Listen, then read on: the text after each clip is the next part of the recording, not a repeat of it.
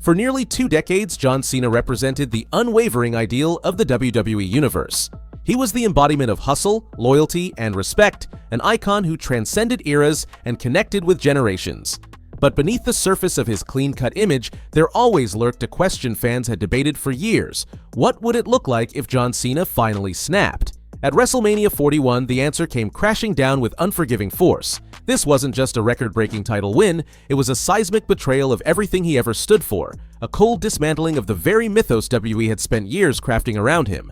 The fans didn't just witness history, they watched a legacy mutate into a legend of villainy. Cena's return at Elimination Chamber wasn't framed as a comeback, it was a disruption. When he attacked Cody Rhodes without remorse, WWE didn't just plant seeds for a main event, they signaled a total creative shift. Cena wasn't here to pass the torch, he wasn't here to tell the fans it was time for someone else.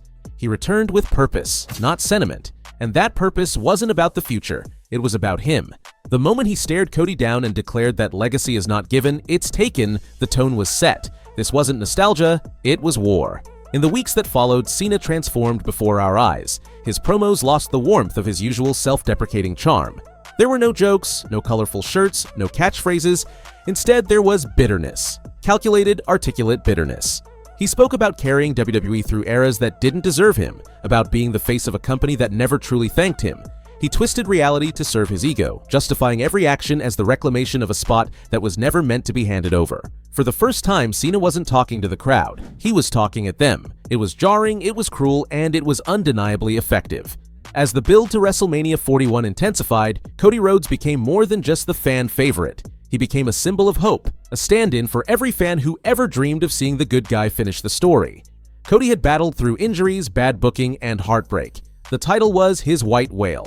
But Cena turned that narrative on its head, painting Cody as a novelty act, a man obsessed with fairy tales instead of greatness. Cena mocked Cody's storybook journey, reducing it to a bedtime story with no ending. He didn't want to just win, he wanted to destroy the illusion that anyone could ever surpass him. By the time WrestleMania 41 arrived, the dynamic had shifted entirely. This wasn't a match about respect, it was about ownership, of the company's top spot, of wrestling's most hallowed record, and of the narrative itself. Cena's entrance said it all. No more neon, no more high-fiving fans. He walked to the ring in a tailored black suit, flanked by security, staring straight ahead like a man arriving to execute a business merger, not perform. The crowd's reaction was explosive, a mix of confused nostalgia and venomous rage. Cena didn't blink, he relished it. The match was physical, but what made it terrifying was Cena's methodical pace. Every move he executed had malice behind it. He worked Cody's shoulder relentlessly, grounding the match, turning every hope spot into a cruel reminder of who was in control.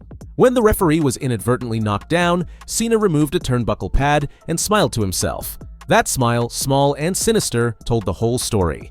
The man who once prided himself on clean victories had become the very cheat he fought against. Cody's resilience, his rallying flurries, only seemed to amuse Cena more. It was as if he enjoyed giving fans hope just to crush it.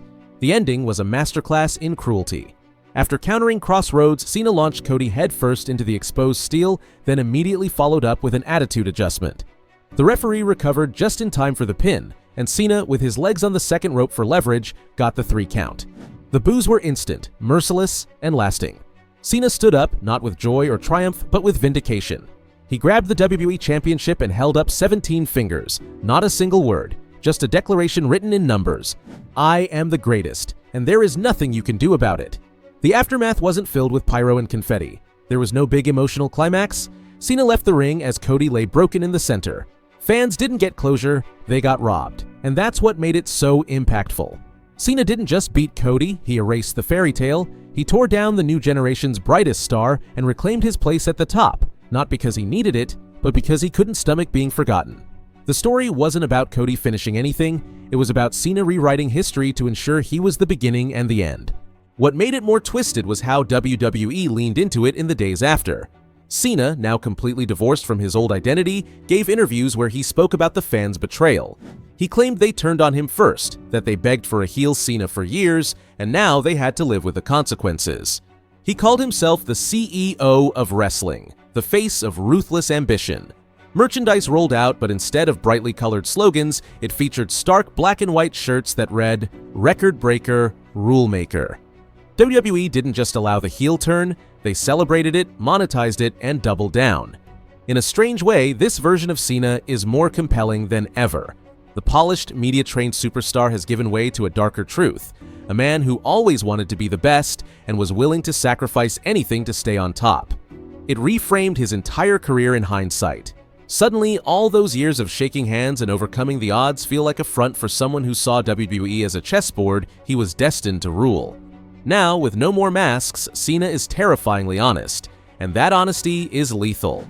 Cody Rhodes, meanwhile, has been left in narrative purgatory. He didn't just lose a match, he lost momentum, identity, and credibility in one night.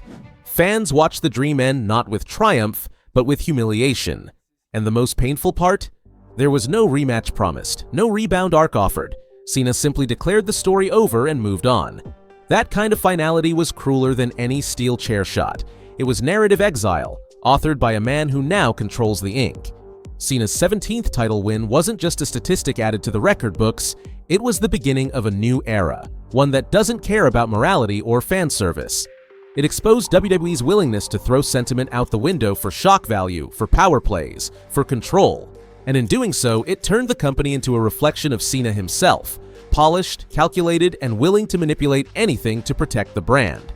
He doesn't want to retire on a high note. He wants to end careers, rewrite legacies, and dictate who matters and who doesn't.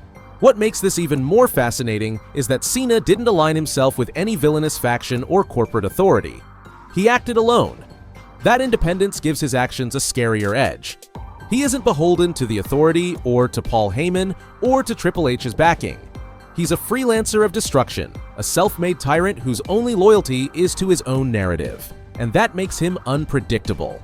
The locker room now lives under the threat that if John Cena decides your momentum threatens his legacy, he'll end you with a smile.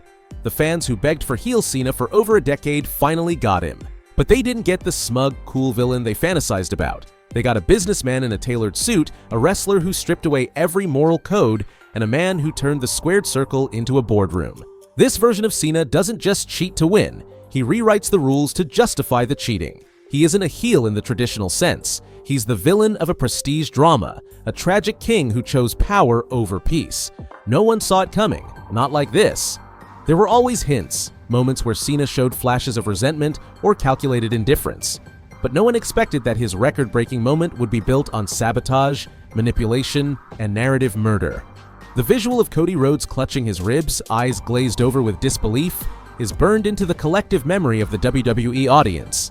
And Cena walking up the ramp, emotionless, title on his shoulder, staring into the void of boos. That's not a moment anyone forgets. That's not a finish. That's a warning.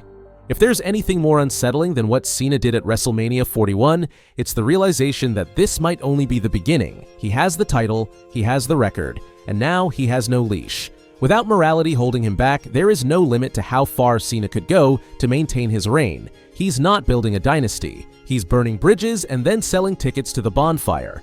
Every challenger from this point forward walks into a game Cena has already rigged, and every fan watching is complicit, because for years they asked what would happen if John Cena turned heel. Now they know. If there's anything more unsettling than what Cena did at WrestleMania 41, it's the realization that this might only be the beginning. He has the title, he has the record, and now he has no leash. Without morality holding him back, there is no limit to how far Cena could go to maintain his reign. He's not building a dynasty, he's burning bridges and then selling tickets to the bonfire. Every challenger from this point forward walks into a game Cena has already rigged. And every fan watching is complicit because for years they asked what would happen if John Cena turned heel. Now they know. What made this betrayal even more haunting was its precision. Cena didn't simply return for the thrill of competition or to check one final accomplishment off a bucket list. He came back with a roadmap, a surgically designed plan to rewrite history exactly how he wanted it. Every promo, every glance at the crowd, every condescending comment toward Cody Rhodes wasn't improvisation, it was foreshadowing. It was the unraveling of the myth WWE had carefully curated. That hard work, perseverance, and crowd support inevitably led to triumph. Cena dismantled that narrative piece by piece like a seasoned tactician who had waited years for the right moment to strike. When he finally did, it wasn't just about personal glory, it was about control. There's something unnerving about how calm Cena has been since the win. No gloating, no wild celebrations, no over-the-top villain monologues, just an eerie serenity, as though everything is finally in its proper place. His silence is louder than anything he could say.